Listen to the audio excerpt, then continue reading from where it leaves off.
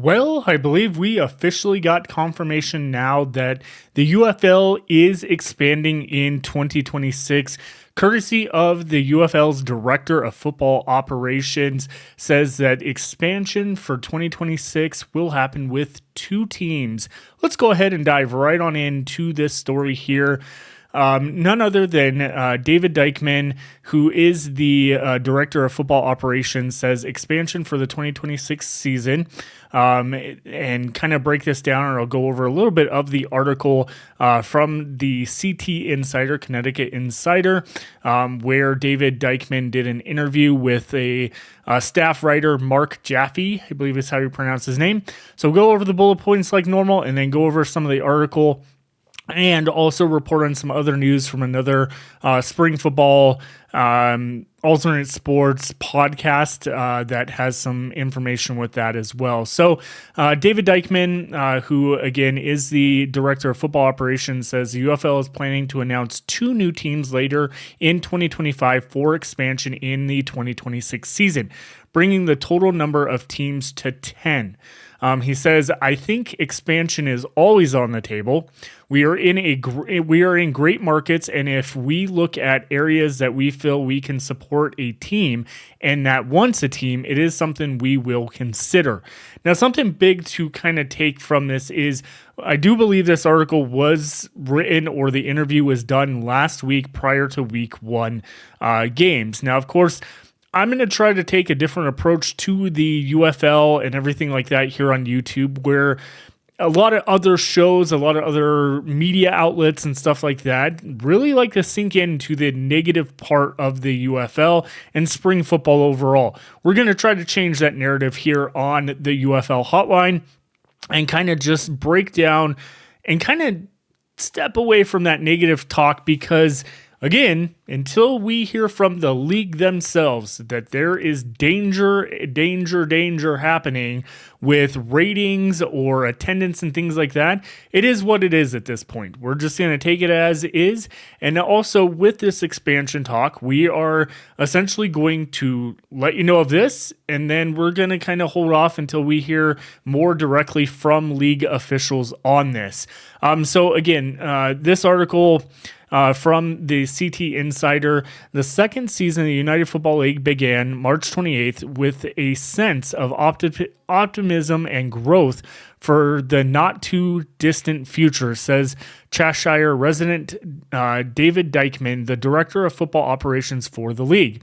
The UFL main headquarters and complex are in Arlington, Texas, where all 8 of the professional teams converged for the preseason, which began in mid-February. The regular season is comprised of 10-game schedule. I think expansion, he goes in the interview here, I think expansion is always on the table, said Dykman recently by phone. We are in great markets, and if we look at the areas that we feel we can support a team and wants a team, it is something we will consider. We will be announcing later this year a 9th and 10th team for expansion in the 2026 season. Overall, we are in a great place, and I am super confident that we will be able to continue to put a great product on the field. And then it kind of just goes into the league information, fighting for the league title this season, names off all 8 teams. And then talks about the major plus for the league is that every weekend game is televised on either ESPN, ABC, or Fox. And those type of scenarios, and talking about Dykman, who is 46, is the former dean of students and head of football coach at Cheshire Academy, who left the highly competitive prep school 3 years ago to join the Jumpstart League, headed by CEO Russ Brandon, who spent 21 years in the front office of the Buffalo Bills, that of course being the XFL and now the UFL. So let's go to the second part of this whole scenario, and that, of course, is UFL expansion back into Seattle and to Columbus. The Bottom Line Podcast, who reported back on February 20th, the podcast reported, per multiple sources, Columbus, Ohio is one of the finalists to receive an expansion team in 2026. The venue reportedly would be Lower.com Stadium with an approximate capacity of 20,000. Also reported on the same broadcast was that the Seattle Sea Dragons are set to return next year to the UFL per those multiple sources as well. So again, we have to take this all with a grain of salt and take it with the fact that everything is very fluid when it comes to these situations and things like that. But if what we've learned in the past with the merger talk, with expansion and all that type of stuff, this kind of falls in that realm where it makes sense. And when we're looking at it here on the screen, UFL expansion back to Seattle and to potentially debut in Columbus, Lumen Field, Seattle, Washington, former home of the Seattle Dragons in 2020, and then, of course, the rename of the Seattle Sea Dragons with the XFL in 2023.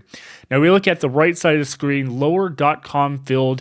Current capacity for soccer is 20,371, and they currently have only one occupant at the stadium, and it's an MLS Major League Soccer team, Columbus Crew. So in this scenario, let's put it this way, both of the stadiums that could be Seattle and Columbus would share the field with an MLS team, which would further get us into the deep section there with the UFL schedule every year that we've talked about when I formerly had the comeback period, and of course now the UFL hotline, is that the schedule is always going to be delayed due to the fact that they've got to wait till MLS announces their official schedule. With that being said, that's normally the second or third week of December. So this would be even more so. They would have to share stadiums with more MLS teams like they do in DC with Audi Field. That is one thing that has been always a little bit of a setback for the league, where most of the stadiums, yes, they do share for other events and things like that, but in the realm of things, they don't share with a soccer team other than Audi Field. So this could be an issue that would delay that schedule unless they were able to work some kind of deal out with MLS, with their scheduling partners and stuff like that, to determine contracts with these stadiums and stuff like that. So again, I think this is great news. This is kind of going back essentially to what I was talking about the other night with the potential competition being sour and fans not watching the games or showing up in attendance because it's the same 8 teams from last year. The excitement of the merger and the thought of XFL teams playing USFL teams and all that type of stuff has kind of gone away at this point. And this is kind of how they need to, despite the fact, whatever you want to say about like the strike issues that are still going on with the CBA agreement, we have heard nothing new on that, heard nothing stating that they're not playing this weekend. Those are the type of things that I think did not help the league heading into the first week of the season. But if we can get back on track, they can get some kind of CBA agreement worked out, and we're good to go, then we're back on track to talk about this expansion. Now, a lot of people are going to say, oh, they need to move teams. No. You can't keep doing that, and that has bit the XFL in the ass in the past, and the USFL in the past as well, with constantly removing teams, putting them on hold, switching locations, whatever the case may be. Continue to work on the current locations and build up from there. I'm hoping when Memphis gets back from being on the road in week 2 to week 3, I think they're at home at week 3. Hopefully, with Ken Weisenhunt back at the helm of being the head coach and offensive coordinator, they can get something going and get more people to show up to games. Ken Weisenhunt is a very legend in the Memphis/Tennessee area, being a former Tennessee Titans coach. Not that he did much as a Tennessee Titans coach, but he is very well known in the Memphis area and the Tennessee area overall. So I think that could help potentially get a little more fans in there, and maybe we can get that stadium back on track and get those fans going. Where, again, bringing 2 new teams into it, and I know I was just reading the article from UFLNewsHub.com with Mark Perry talking about with potentially the Columbus situation, is that the USFL side of the league still holds the the actual trademarks to the spring league's names. And one of those is the Aviators. I think going back to when I had my channel, I was playing NCAA football when it came out last summer and did a full spring football league and was posting those. One of my teams was the Columbus Aviators. And I mean, let's just say it makes sense because of, aviation and stuff like that, coming from the Wright brothers in Ohio. This just makes perfect sense.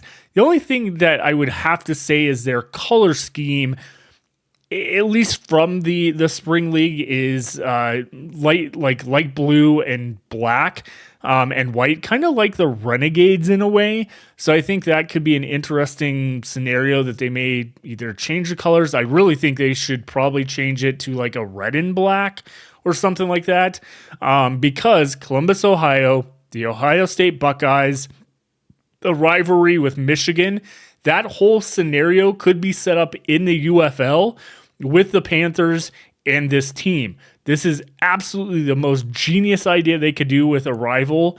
And I mean, I've talked about this in the past with expansion and stuff like that, where create rivals, create these rivals that are in college and the NFL and places like that, where this could really bump the league's like notice up. You could do even like the Columbus team, where if they have an M in like their name, they could do the cross out like they do for Ohio State and things like that during rival week or something. So it's a great idea. Let me know in the comments what you think. And let me just put it this way. Soon enough, I am going to do a video either today or tomorrow reviewing this. I read this book in an entire afternoon.